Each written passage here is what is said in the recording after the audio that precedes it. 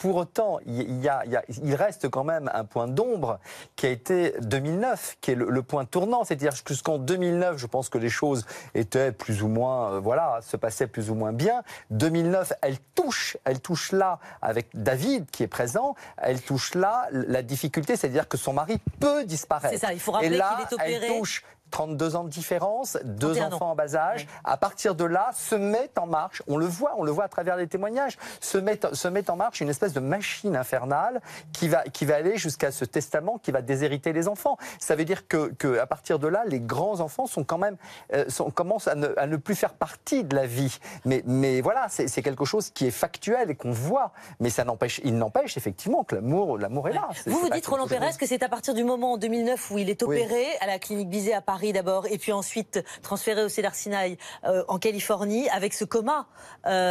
Là, on a un défilé de stars, on les a vus, Patrick Bruel et d'autres qui viennent le visiter. Et David qui s'insurge contre ça. Oui, il pense que c'est là, vous pensez, la cassure? Ah oui, elle non, là mais moi je le sais de sources des proches. David s'insurge, David n'est pas d'accord avec ce cirque médiatique autour de la pré-mort de Johnny Hallyday, qui n'est pas mort, au contraire. Il souhaite que les médecins se concentrent plutôt qu'on ait ce déferlement comme ça de stars et de télévision. Mais effectivement, c'est encore une fois Johnny Hallyday. Et à partir de là, il va y avoir une cassure. Et d'ailleurs, cette cassure, elle va être rompue même avec Sylvie. C'est-à-dire que Johnny et Sylvie, qui avaient encore de bonnes relations, ils ont même fait ce duo absolument magnifique d'Hymne à l'amour à l'Olympia, où on les voit tous les deux avec cette complicité qui leur appartient, de cette histoire qu'ils ont vécue ensemble. Eh bien, 2009, cette maladie, ce risque de perdre Johnny fait que Laetitia va faire une espèce de vide sanitaire autour de Johnny. Et autour de Johnny, effectivement, alors évidemment Sylvie, mais Sylvie c'est pas grave, mais ses enfants, son fils et Laura d'une certaine manière.